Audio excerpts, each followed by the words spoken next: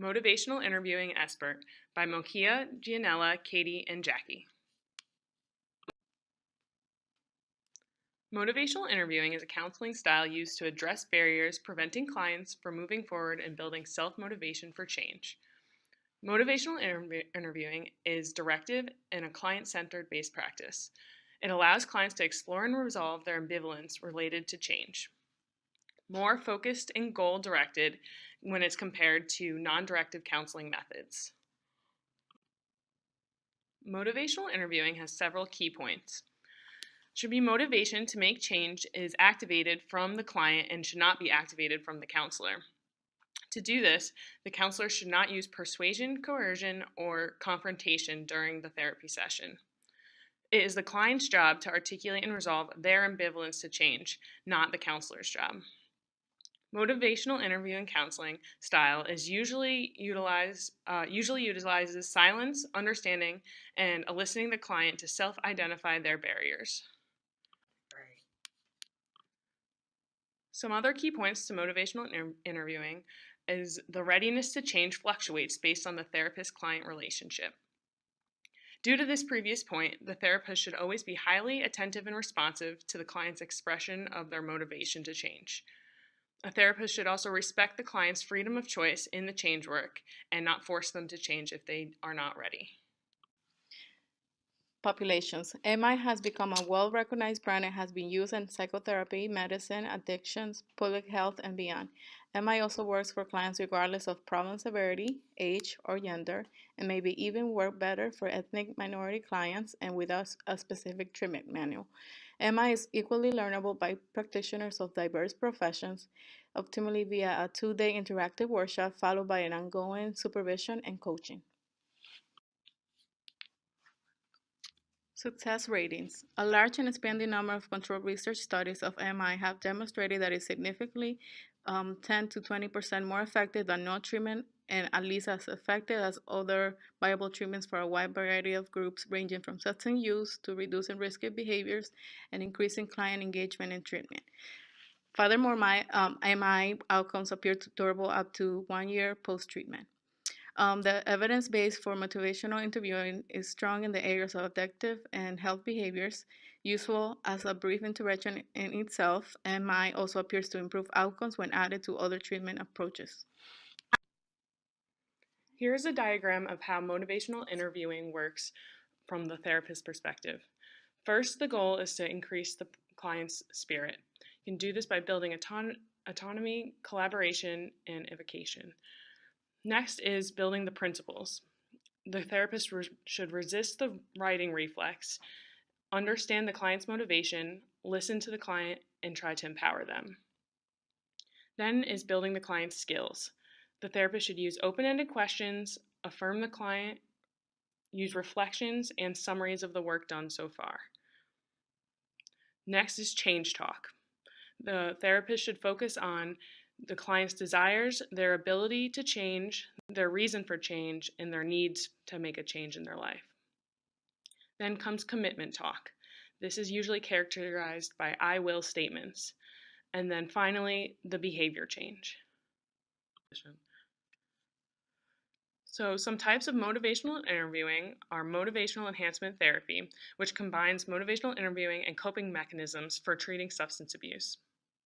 Another part of motivational interviewing intervention is the readiness ruler. This assesses the client's confidence and readiness to make a change on a 1 to 10 scale. This can be applied pre- and post-discussion or over time. Another type of motivational interviewing intervention is the pros and cons assessment of change. An example of this is a 4-way window tool, which does the pros and cons of a current situation and the pros and cons of the potential future situation. And finally, another type of intervention using motivational interviewing is the SBIRT, which is used for assessing and reducing the use of alcohol and illicit drugs. A type of motivational interviewing we like to focus on is the SBIRT model. SBIRT stands for Screening, Brief Intervention, and Referral to Treatment for Alcohol and/or Drug Problems. SBIRT skills are critical for healthcare professionals to use because of the various medical, social, and legal problems that can be present with alcohol and drug usage and addiction. These conditions can often go undetected and untreated in medical settings such as the emergency department. Much of the lack of treatment that patients with alcohol or drug problems receive are due to the lack of detection by healthcare providers. Brief interventions are short counseling sessions, typically ranging from 5 minutes to an hour, that incorporate feedback, advice, and motivational enhancement techniques to assist patients in reducing their consumption to low-risk guidelines, which can then reduce the chances of injury or illness. The brief negotiation interview used in SBIRT was first developed in 1994 by Doctors Edward Bernstein and Judith Bernstein and Gail D'Onofrio in the emergency department. It was refined and tested for hazardous drinkers in the emergency department. Research shows that brief interventions for alcohol problems are effective in settings outside the emergency department, such as primary care and inpatient trauma settings. Brief interventions have also been proven to be effective in treating tobacco use and dependence in populations such as adolescents, pregnant women, older adults, and racial and ethnic minorities. A medical visit can be an opportunity for a teachable moment where healthcare practitioners can motivate change in behaviors. The healthcare practitioner that's armed with SBIRT can have an opportunity to stall the progression of risky use to dependence or motivate a patient to engage in treatment. The screening portion of SBIRT is an attempt to identify the type and level of substance use in patients. For the first level of screening, decide what substance is of interest. Is it alcohol or illicit drugs? The most frequently used screening tool for hazardous drinking is the National Institute for Alcohol Abuse and Alcoholism Quantity Frequency Screening. A drink is a drink is a drink. Screening essentially assesses the severity of substance use and identifies the appropriate level of treatment. Following the screening tool is the NIAAA screening for harmful and hazardous alcohol use, which asks the following questions. How many days per week do you drink alcohol? On a typical day when you drink, how many standard drinks do you have? And what is the maximum number of standard drinks you had on any given day in the past month?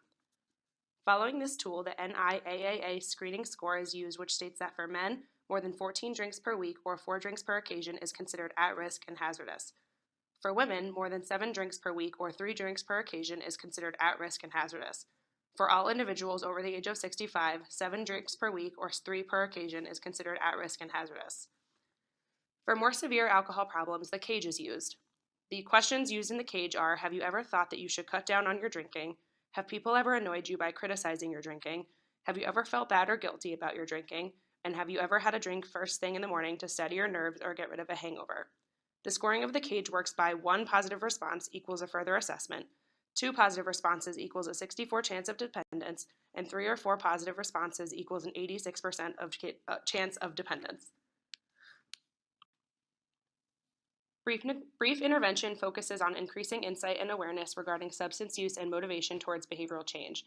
Referring to treatment provides those identified as needing more extensive treatment with access to specialty care. The brief negotiation interview is what follows the screening process and consists of 4 steps. The first step is to raise the subject. At this point, the interviewer would establish rapport with the patient, raise the subject of alcohol or drug use, and assess comfort. The second step of the BNI is reviewing the feedback. At this step, the patient's alcohol and drug use pattern should be reviewed as per the screening tool. The interviewer should make a connection between the alcohol and drug use and the negative consequences in a variety of areas of life, including medical, legal, family, and employment.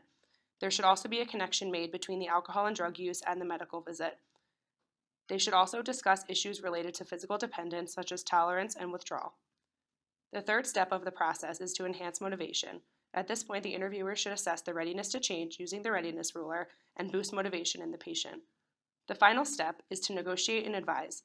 At this step, the interviewer should negotiate the goal from the patient, give advice, and summarize and complete a referral for a drug and alcohol treatment.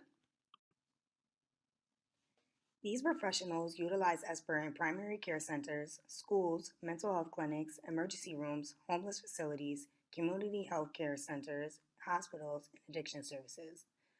They come into contact with persons who are overdosed, publicly belligerent, or in need of detox, and they need to know how to bridge health concerns to treatment in a gentle way.